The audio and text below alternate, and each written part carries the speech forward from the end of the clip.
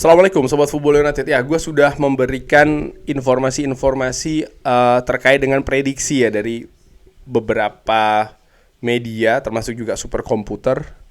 Sobat Football United bisa cek ya di video-video sebelumnya. Manchester United sendiri juga sudah melakoni atau ya menyelesaikan laga pertamanya menghadapi Hull. Kita tahu bagaimana performa dan juga hasilnya.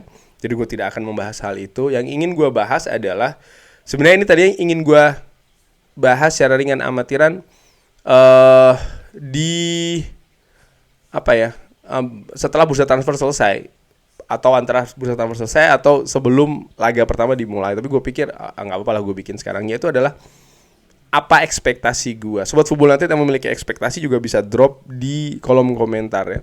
Bagi Manchester United terutama setelah melihat tiga hal. Satu, pergerakan di bursa transfer, tentu saja ya rekrutmen ini sangat penting.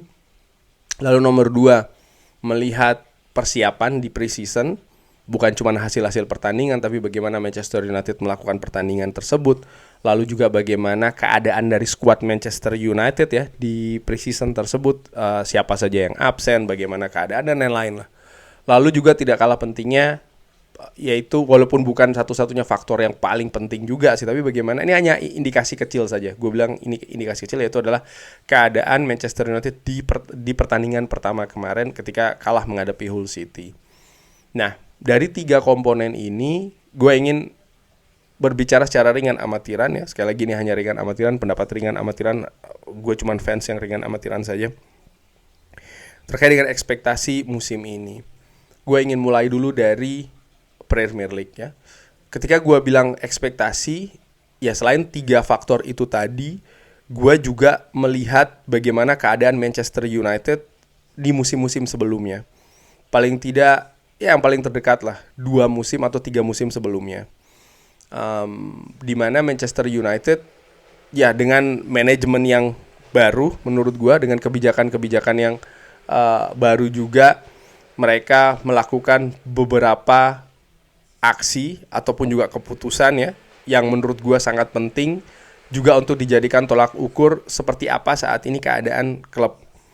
Misalnya adalah ketika mereka memutuskan untuk mempertahankan Erik ten Hag, lalu memecatnya tidak lama kemudian, merombak staf kepelatihannya, lalu juga menghentikannya beberapa waktu setelahnya, lalu mendatangkan Ruben Amorim, juga akhirnya untuk menghentikannya dengan apapun alasannya. Dan sekarang mereka mempercayai skuad ini dengan head coach Michael Carrick. Bagaimana Michael Carrick membawa Manchester United musim lalu, dan juga track record Michael Carrick bukan hanya di Manchester United tapi juga di klub sebelumnya di Middlesbrough. Bagaimana perjalanannya. Lalu gue juga itu kalau melihat dari beberapa situasi sebelumnya. Juga bagaimana progres ataupun juga keadaan Manchester United kalau kita berbicara dari Premier League ya. Oke, peringkat Manchester United di Premier League 2 musim yang lalu Manchester United berada di peringkat ke-15. Lalu dengan pergantian head coach musim lalu Manchester United berada di 3 besar, tapi dengan catatan yang tebal ya, bagaimana Manchester United tidak berlaga di kompetisi Eropa, bahkan sudah cukup awal tersingkir di kompetisi domestik. Jadi konsentrasi penuh memang ada pada Premier League dengan segala keuntungannya menurut gue, jadwal yang tidak begitu ketat dan lain-lain. Akhirnya Michael Carrick bisa membawa Manchester United berada di peringkat ke-3 besar. Itu salah satu hal juga yang gue lihat. Nah, tentu saja gue tidak secara komprehensif banget gitu ya melihat dari banyak faktor dan lain-lain.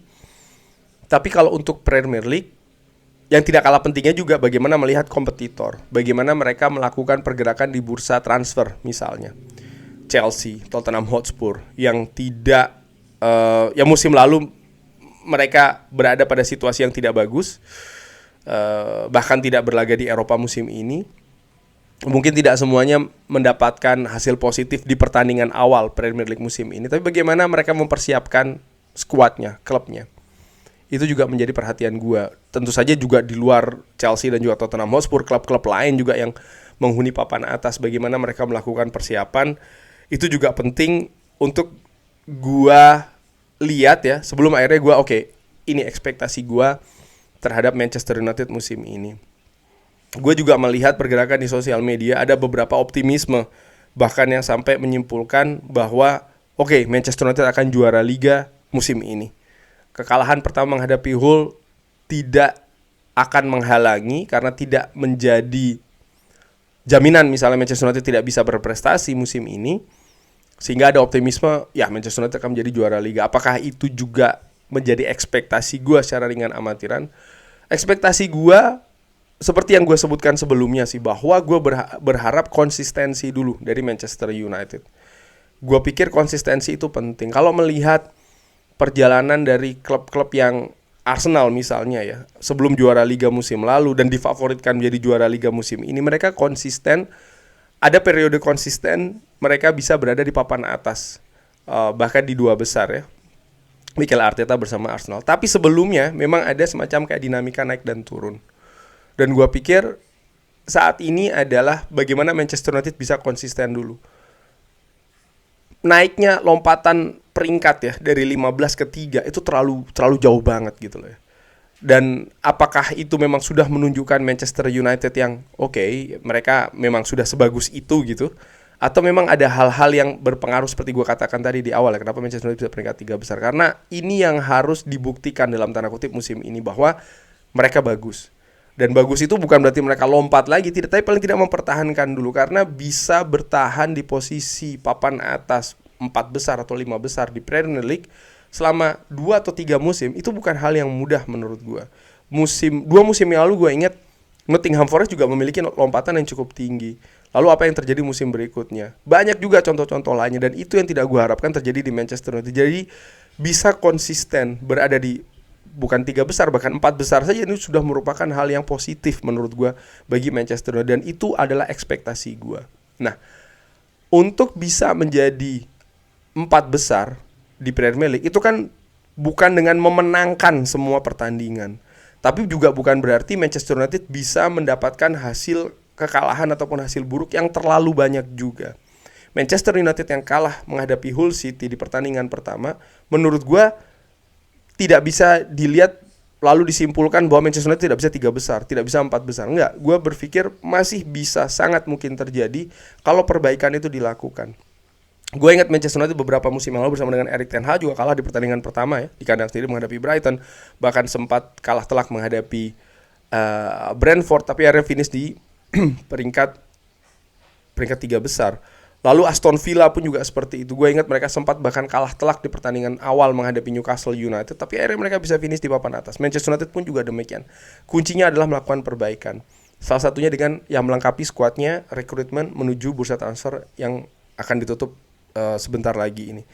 Tapi balik lagi terkait dengan ekspektasi gue ada di situ. Gue ingin Manchester United ini bisa konsisten di papan atas. Dan kalau itu terjadi, itu merupakan hal yang bagus buat gue secara ringan amatiran. Ya gue di sisi lain ekspektasi gue juga memiliki performa, berarti ya Manchester United ini yang lebih konsisten, walaupun gue juga sadar Manchester United tidak mungkin misalnya memenangkan semua pertandingan. Gue sudah bersiap misalnya ada beberapa pertandingan gue akan kecewa. Mungkin penampilan tidak bagus dan kalah, atau penampilan bagus lumayan dan juga kalah, atau tidak menang ya hasil seri, atau bahkan ada beberapa keberuntungan di mana Manchester United tampil tidak bagus tapi menang, tampil tidak bagus tapi seri. Hal-hal seperti itu menurut gue berekspektasi masih akan terjadi di musim ini. Jadi ekspektasi gue kalau dikatakan peringkat 4 besar lah. Lalu gue ingin bergerak ke Champions League. Ini juga hal yang menarik musim ini. Manchester United musim lalu tanpa Eropa, tapi musim ini mereka langsung melonjak ke kompetisi Champions League, di mana mereka akan berkompetisi juga dengan raksasa-raksasa Eropa, klub-klub besar Eropa lainnya, baik dari negara ataupun kompetisi tier 1, tier 2 atau setelahnya ya. Tapi harapan gue adalah Manchester United tidak tersingkir di awal. Harapan gue semoga Manchester United ini bisa lepas dari fase liga, lalu berjalan ke fase knockout, dan tidak berhenti di babak pertama fase knockout. Gue tidak ingin muluk-muluk dulu di Champions League bagi Manchester United musim ini. Bisa berjalan sampai dengan quarter final, itu merupakan hal yang positif menurut gue bagi Manchester United. Sangat-sangat positif kalau itu bisa diraih. Carabao dan juga FA bagaimana? Ini ada kaitannya dengan kedalaman skuad. dari Manchester United, di mana gua nilai kedalaman skuadnya sebenarnya sudah cukup oke musim ini dari beberapa posisi. Memang ada yang harus dilengkapi, tapi gua pikir sudah oke. Artinya apa? Dengan rotasi yang tepat, dengan pengaturan skuad yang bagus, bukan tidak mungkin Manchester United akan melangkah jauh. Harapan gua, ekspektasi gua adalah ada salah satu kompetisi di mana Manchester United bermain di Wembley. Itu. Kesimpulannya, bagi gua belum berharap atau berekspektasi adanya trofi musim ini.